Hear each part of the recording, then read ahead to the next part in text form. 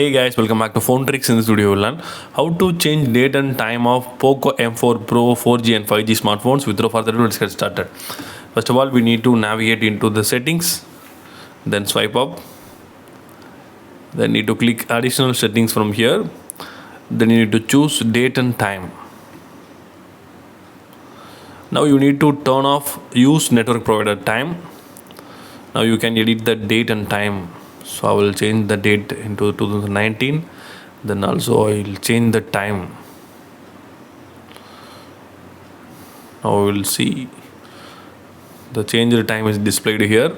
So if you want to enable the default time again, you need to click the quick toggle and turn on it again. So use network provider time. So that's all guys. I hope this video is very useful to you. If you like this video, hit thumbs up and do subscribe our channel for more interesting phone videos. Thank you.